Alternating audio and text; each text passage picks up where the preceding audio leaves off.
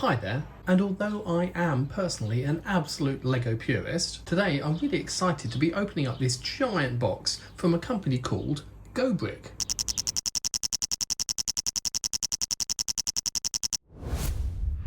Now just before I open up this giant box, there's a few things I need to clarify first. And the first of those things is that this is from a company called GoBrick, not to be confused with GoBricks. GoBricks make compatible building bricks, which you can use instead of LEGO bricks, but that's not what GoBrick do. And that brings me on to my second point about being a LEGO purist. Personally, I prefer to use LEGO's own bricks in my builds as opposed to third-party bricks. But I totally understand that LEGO isn't an expensive product, and many people prefer to buy cheaper bricks. And the personal line that I've drawn is if I can build it out of LEGO, I will, but if there's something I need which LEGO don't make, that's when I'll go elsewhere. My first example is circuit cubes. They make absolutely tiny battery boxes and tiny motors which can fit in LEGO builds much easier than LEGO motors themselves.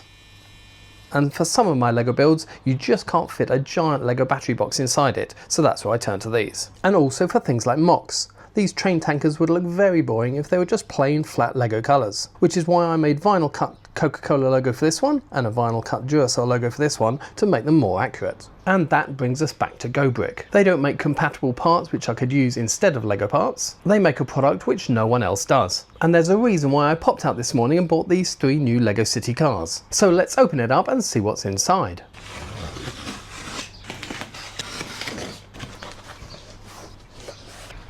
And this is a system which I have always wanted to be compatible with LEGO. There's several systems that people make for the model railway hobby, but I really think it's something that you could never build out of pure LEGO. And it's a roadway system where LEGO cars can move around a LEGO city on their own. After all, everyone has moving trains in their LEGO city, so why not have moving cars, vehicles, or even boats? Now, full disclosure, I first saw this product at the Reading Brick Show and thought it looked really interesting. So I contacted them to talk about their various products, and they offered to send me this kit so I could show it on my channel. So I'm not entirely sure what's contained inside, but I'm really excited about opening it up and seeing how their system works.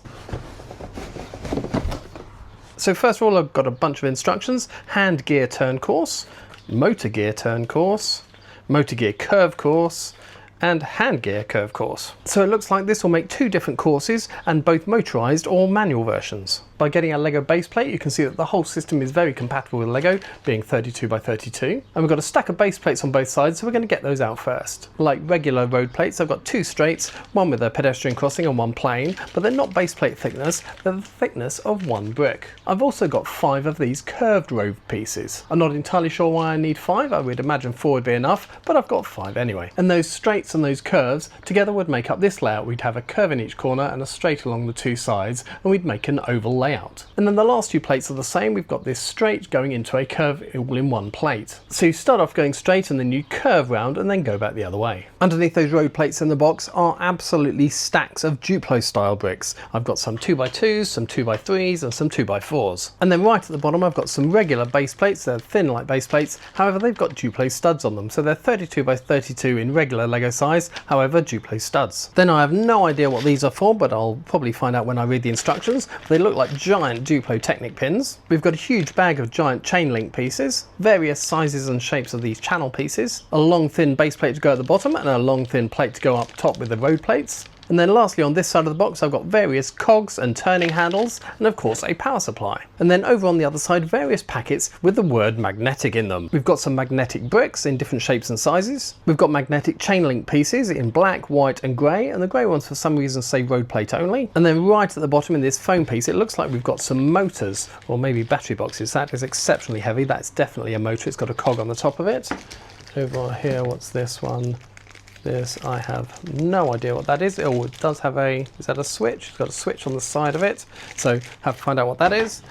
This one is also, that's got a switch and a turny dial, so maybe a speed controller and some cables, presumably to connect them up. So that's an awful lot of stuff for 1 box, and I'm going to start off by building the thinner turn course. And once you've opened up the instructions, everything is explained. It shows how you attach magnets to your vehicles. It shows how the chain runs around underneath your base plates with magnets in tow. And in this instruction, it shows how you put the hand crank on the end so you can wind the vehicles around yourself. And in the second booklet, it shows how instead of hand cranking, you can have a motor in the middle and the speed controller on the end. end. Now the smaller layout needs 3 of the base plates and that thin one on the end. However, I did say earlier on that I'd got 5 of these corner pieces instead of 4, as I couldn't think out why I'd got 5. And while looking for the parts that I need to build this, I've also got 5 of the curved channel pieces which go underneath the curved road plates. However, I've got those 2, the 5th one of each of those, at the detriment of not getting the loop round track pieces which I need for this layout. So it does mean I won't be able to make this layout. However, that does mean I'm going to go straight on and build the larger curved layout to start with instead. But I'm actually almost pleased that I'm missing those parts, because this second layout is going to be absolutely massive. So step 1, I need all 6 of the base plates, so I've got those. Step 2, we're adding a variety of the Duplo sized bricks as a wall around the edge and support in the middle. And first of all, we're using these cross between Technic and Duplo, so we've got pins that go in the holes and 2 bricks that join together, and that holds the whole thing together. But it also means that we can take it apart if we want to. Then we're adding a whole load more of these bricks, but only with 1 Technic pin connection. And that gives us more support. Then we're adding a couple of these 2x2 bricks with a pin, and we're having 1 of those at each end. And then finally, we're surrounding the whole thing with regular bricks. With all the bricks down, in step 3 we're adding the channel pieces for the chain to run around. And looking at the list of parts that I need for step 3, they haven't actually given me an extra channel piece. You can see that they are slightly different. We've got this 5th one which has got a cutout where the cog turns and drives the chain around.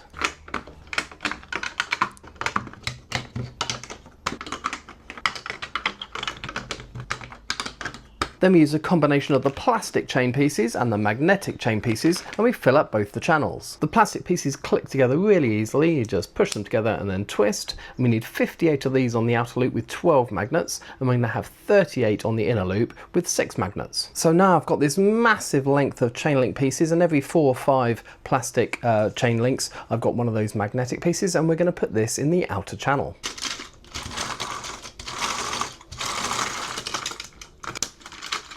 And with that installed, you can feel that it runs fairly easily around the loop. And then we've got our smaller chain with a magnet every 6 or 7 pieces, which goes in the inner loop. And we've got our drive mechanism complete. So next we need a way to move the chain along when it's all covered up with road plates. And for that we need this piece here, which has got the crank handle there, which we pop in like that. And as you can see, when you turn that, this cog turns, and those teeth link in with the chain. So that sits in this corner, like that, and we fill in the gap with a 2x2. And now you can see, as we turn the handle, that chain turns round. However, it doesn't drive the inside loop. And for that we need this piece, which is a simple 4x4 brick, but it's got this little cog inside, and that sits in between the 2 channels. And then on top of that we sit this giant cog piece. It's got 4 pins there, we can see sit in the 4 holes of the smaller cog, and that means when the outside chain is turned with the handle here, it'll turn this cog and it'll drive the inside chain as well. And with that in place, now when we turn the handle, both chains drive, but in opposite directions. Obviously you want traffic going one way on one side of the road and the other way on the other side of the road. So next we need to cover all this up and give it some actual road markings. And this is where I found out also they didn't make a mistake by giving me 5 curves. They've given me 4 of these regular curves, which is obviously we would use for the motorised version, but for this version we've got the crank handle in the corner. So the 5th plate has actually got a hole in the corner of it to go over that so the handle can poke out.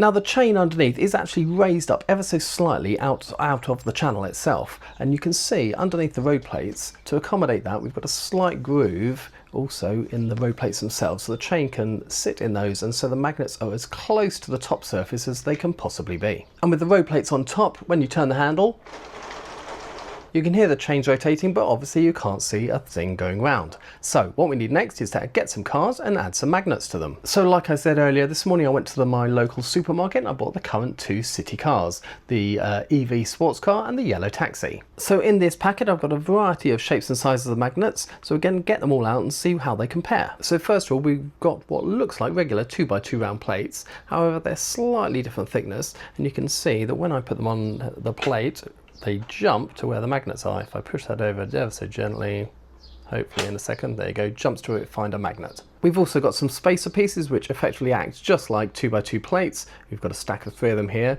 and they're to adjust the height of the magnet. So if you've got quite a lot of clearance underneath the vehicle, you can stack these on top of the magnet so they can attach to the underside of your car. We've also got these pieces which have got the 4 studs at this end, but the magnet is at the opposite end, so it's arranged in a kind of oval shape, and I imagine that's so the magnet can drag your car around but also have a little bit of leeway, and we've got those also in 2 different thicknesses. Then lastly, with plastic magnets being dragged around the road plates, I imagine that after a while you'll start to see a line wearing into the road plates. So they've supplied us with these little stickers which you can stick over the magnets so they don't wear as much onto the road, and also these little slightly thicker foam pads. Now on the EV sports car, most of the chassis is completely smooth, no anti-studs. We have got a space up here though, so I'm going to put one of these magnets up there, and that clicks into place. You can see that actually is slightly loose to accommodate how much height you have between the underside of the vehicle and where it finds the magnet. So we're going to pop that on the road plate and hopefully it'll click onto a magnet underneath. Let's turn the handle, see what happens.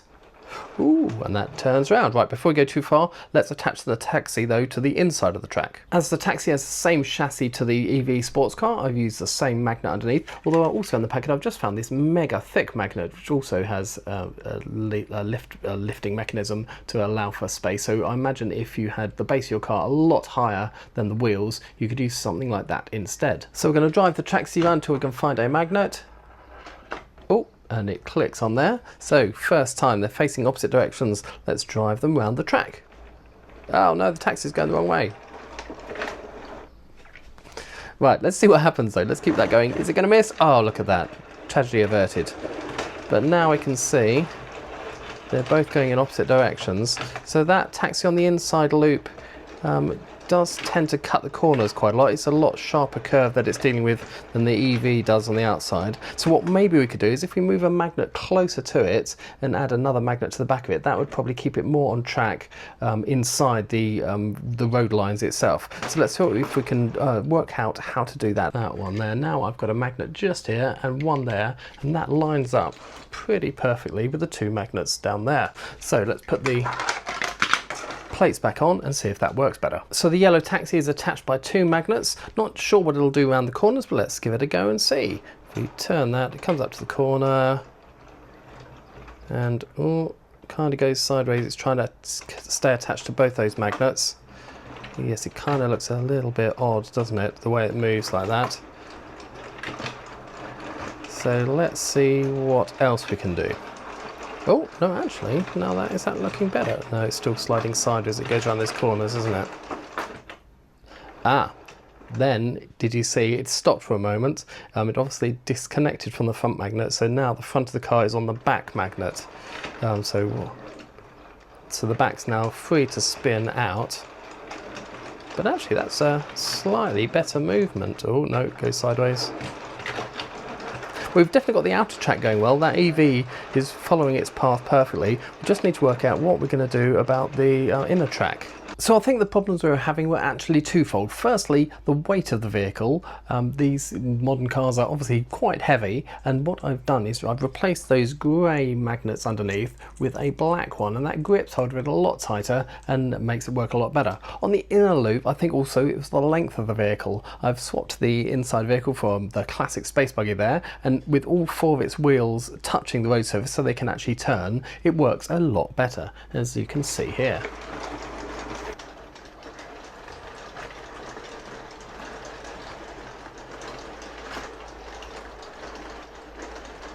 So now we've worked out how the system works, who wants to sit and turn this handle all day long? I think the next step is we need to build the motorised version. Now the motor is a pretty large, heavy, chunky item, and obviously it's a lot taller than just one layer of those Duplo style bricks, so we're going to have to build it up a lot higher for this one. And unlike the manual version where we built all 6 base plates together at the same time, the motorised version shows you how to build each of the 6 modules individually, and then once you've built all 6 modules you join them together at the end. So with the road plates taken off, I think the only thing that we don't actually actually disassemble are the chain link pieces themselves. So I've got the chains which I'll save for later, we just need to take everything else apart. So the first two panels are identical, they're obviously corner pieces. You can see that they are 3 bricks high, they've got loads of connection points to hold them all together, and you can see we've left gaps here obviously for the curved channel pieces. Part 2 is a third of our corners, it's exactly the same build as the part 1 which we made 2 of, except the connection points are in different places. And then the third piece we're going to build is the all-important corner with the motor inside. And very sensibly they built the motor with the same Technic holes on the end.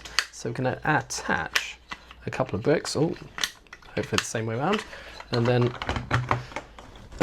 as well as clutch power, it's being held down by those bricks as well. And that's the first of our straight segments. As you can see, we've got gaps here at each end to allow for the straight channels to go through, and obviously we're going to be using that same cog in the middle to drive both chains at the same time. So the next part is our regular straight to go on the other side, the unmotorised one. You can see it's exactly the same layout as this one, but without the motor. It's also an awful lot lighter, not having that giant motor in the middle. And then the last piece we build is the final corner, only this one has a cutout section, so we've got the speed controller and the on-off switch. So with all 6 sections completed, we just need to join them all together with a lot of the Technic pins.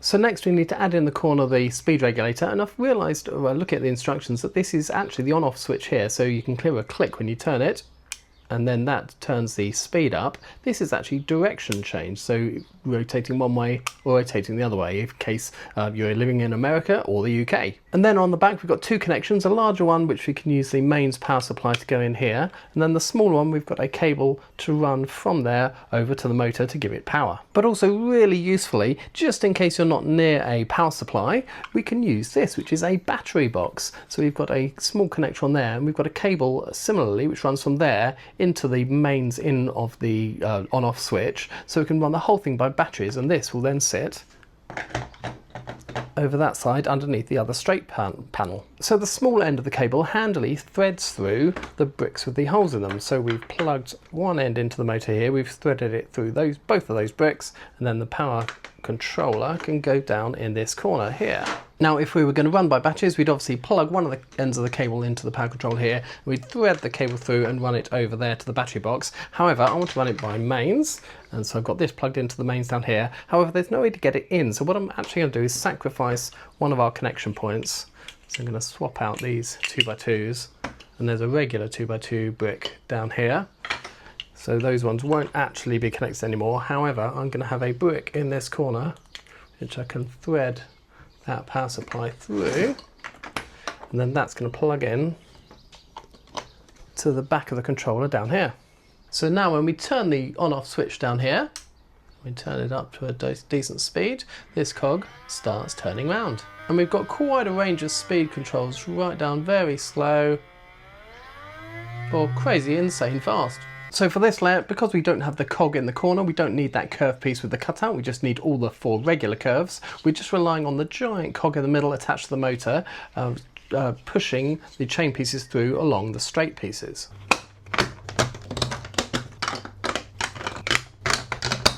So that's all the channel pieces in, we just need to reinstate all those chains and the giant cog. So that's all the mechanics done. Let's just give it a quick switch on and make sure it all turns.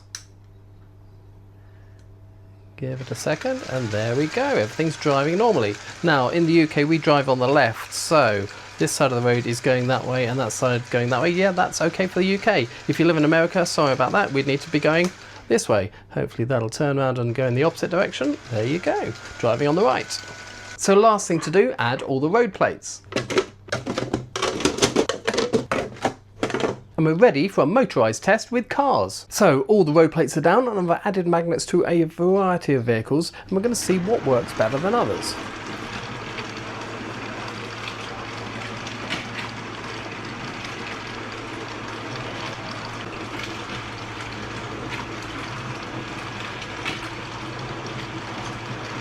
And after watching it for a couple of minutes, the first difference I have seen is between the mini loader and the space buggy. And I'm wondering if that's because of the position of the magnets and the length of the wheelbase. On the space buggy, the magnet is just behind the front wheels, whereas on the mini loader, it's right level with them. So I've moved the magnet to the same position as the space buggy in front of the front wheels, but I've also actually moved the back wheels an extra stud backwards, so we've got a larger space between the front and back axle. And I think that makes it turn the corner a lot better.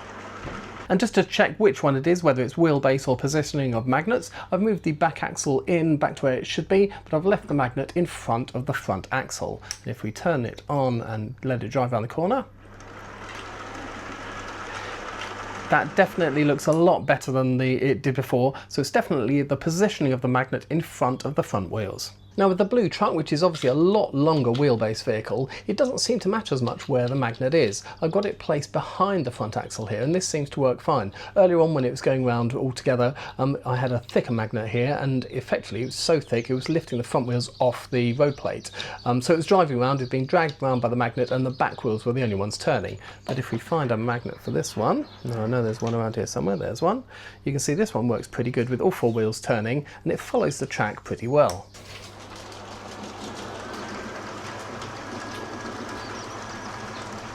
And even on the inner track, I think that follows the roadway pretty well, not hitting the studs on the inside of the curve. But I think the one that works absolutely best is the much longer Lego delivery truck, and I imagine that's because it's articulated in the middle, so it's dragging around the front wheels, but all the back wheels are able to turn slightly and follow the roadway perfectly. But I think it's just a little bit too long to run around on the inside track. The back wheels tend to get stuck on the studs in the middle. But who needs to be limited to cars? Even the space babies can get a piece of the action. So as well as the road plates, I know that GoBrick also sells studded plates in a variety of colours. So you can get them in grey, tan for sand, or blue for water. And I'd be really interested to know, if we cover those with blue tiles, what it would look like with boats. But for now, let's have a few boats going around the road. I thought I'd also give it a try with a bicycle and a motorbike, so I'm just clicking them straight onto a signal magnet, but we get mixed results. I'm also finding it quite difficult to find places to add the magnets to more modern sets. As you can see from this, we've got the same problem as we had with the vehicles earlier on. There's absolutely no studs underneath to attach things to. So what I've done for this one is I've got two black 1x2 plates, and we pop them in front of the wheels. Then we can add one of the magnet pieces like that. But other than that, there's literally nowhere to add magnets to down the middle of the vehicle at all. So I think I've added as many cars as I possibly can to this layout at the moment, and as long as you can find a connection point somewhere near the front for the magnet and the back wheels can touch to allow the vehicle to turn, I think you can pretty much add anything you like, as long as it's not too heavy for the magnets to pull round. And even in that case, you can always increase the magnet to those black ones, which are much stronger, and then hopefully it'll pull more weight around the road. And with a huge amount of traffic on the roads at the moment, a very quick shout out to all my channel members. Thank you so much for your support. It really helps the channel out. And if anyone else would like to support the channel and get their name on a brick in my videos, you can click the join button below or the link in the description, and that'll tell you how. Or if you're buying Lego from Lego.com, please use my affiliate link also in the description below. It doesn't cost you any more, but Lego give me a small commission on everything that people buy. And obviously a huge thank you to GoBrick for sending me this set for review. So let me know what you think of this product in the comments below. I know it's not made by Lego, but I think it's a very different product to other third-party brands. It's not just another modular building or another vehicle, it's something completely different in an area which Lego don't cover at all. If you've liked this video, please do give it a thumbs up, it really helps me out with the YouTube algorithm. But above everything else, if you haven't done so already, please subscribe for more Lego videos.